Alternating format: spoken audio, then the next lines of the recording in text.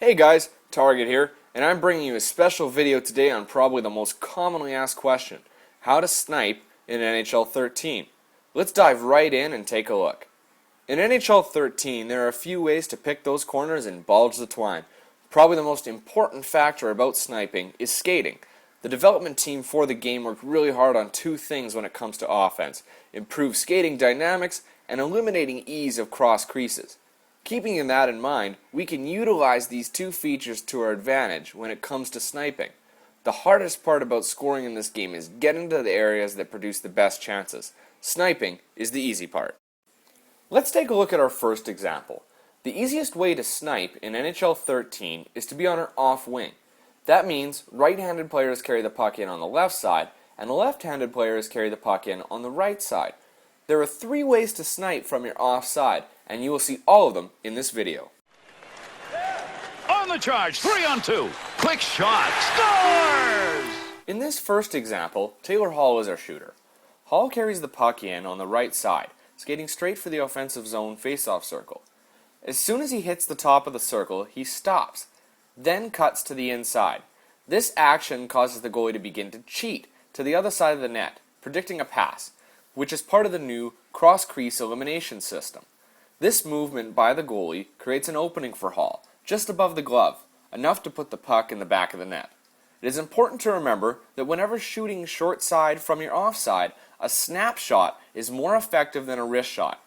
The short side won't be available very long, and a quick shot execution is crucial. The second way to score from your off wing utilizes the 45-degree cut animation. The 45-degree cut is executed by skating in one direction, coasting for a short period of time, then pushing the left stick up to the right or left depending on which direction you are cutting. In this example, Malkin is our shooter. Malkin, like Hall, carries the puck in on the right side, but instead of stopping at the circle, he coasts after hitting the blue line. Then, he cuts at 45 degrees to the inside. This movement by Malkin creates a screen in front of the goalie with the two defenders. The movement also causes the goalie to read pass, and again cheats to the far side, leaving an opening just above the glove. Here's an offensive chance, 3-on-2. He shoots, he scores! The third way to score from your off wing targets the far side of the net. In this example, Wayne Simmonds is our shooter. Simmonds comes in on the left side, and when he hits the blue line, he cuts slightly to the inside, but not at the same angle as Malkin had cut in our previous example. Upon hitting the high slot, Simmonds loads up a wrist shot and picks the far corner. Due to the fact that we have not used a stop then cut method, or a 45-degree cut method, the goalie stays with the shooter, covering the short side. This leaves a small opening above the goalie's glove, which Simmonds takes advantage of. The reason why we have used a wrist shot in this particular situation is because you are now shooting across the goalie, requiring a harder shot to hit the mark. Since the goalie is already covering short side, we don't need to worry about the quickness of the shot execution, only its timing and placement. Okay, so now we have learned how to snipe on our off wing, but what about our onside wing? It can be done, but the likelihood of the puck reaching the back of the net is lower than if we approach from our off wing.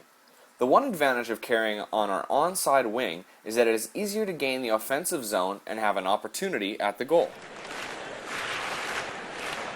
Rips it, and he scores! The first way to score is by shooting short side. In this example, Sean Bergenheim is our shooter. Bergenheim gains the offensive zone on the left side through a little bit of traffic. Once he has enough space, he cuts slightly towards the top of the face-off circle, then begins to wind up for a wrist shot. He releases the shot once he hits the top of the circle, and is rewarded for his efforts. It is important in this situation to remember not to pull the right stick too far back before shooting. Holding the stick further back than 9 o'clock for left-handed shooters, or 3 o'clock for righties, activates the toe drag animation, which can actually reduce the power of your wrist shot on your onside wing. Oh, what a move for score! The second way to score is by shooting far side. This is a lot less likely to occur, especially when playing EASHL, online versus, or any difficulty higher than pro. In this example, our shooter is Peter Sikora. Sikora carries the puck into the zone on the left side in a very similar fashion to Bergenheim. Just like Bergenheim, once Sikora hits the blue line, he coasts, then begins to cut towards the top of the left circle.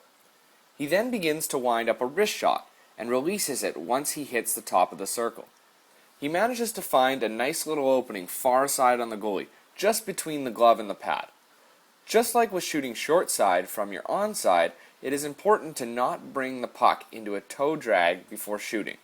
Whenever executing this shot, never aim for the top corner. Always aim slightly between top right and right. This usually causes the puck to go right between the glove and the pad. One of my favorite features of NHL 13 is the ability to snipe a goalie without any traffic in front, like on a breakaway or a penalty shot. In this example, our shooter is Dan Girardi, a very unlikely sniper. Girardi approaches from his off wing. After establishing his position, he then proceeds to cut inside, then outside, then inside again, leaving him on his forehand. Girardi then releases a snapshot, taking advantage of the quickness of the shot and the opening that Price has given him. This example is particularly great because it showcases something very important. You don't need to be a great shooter to pull this off. Dan Girardi is a defensive defenseman. He has 77 wrist shot accuracy and 85 power, so don't be too worried about your shooting attributes, because as long as you are positionally sound, then the sniping will come easy. So, to wrap things up, I just wanted to cover utilizing these methods in EASHL as far as attributes go. Obviously, the higher you're shooting, the more likely you are to hit your mark. But like I said, you can still put them away with lower numbers. Another thing to focus on is hand-eye. If you find you are often overshooting the net or shooting wide, then perhaps adjust your hand-eye. The higher your hand-eye, the more likely your player is to pick that corner.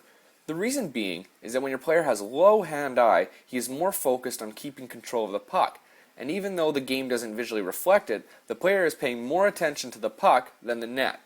With higher hand-eye, the opposite can be said. Your player will be able to concentrate on openings in the net and not have to worry about where the puck is on his stick. Another attribute to consider is offensive awareness. This attribute is described as having the ability to assist you in finding the back of the net. I have heard conflicting opinions on this one, so I would suggest tweaking the number slightly with your player through trial and error to see what works best for you. Well, that's it for this one, guys. I hope you enjoyed, and I really hope that you can utilize these strategies in whatever game mode you play. Don't forget to like and subscribe, tell your friends, and I'll see you out on the ice.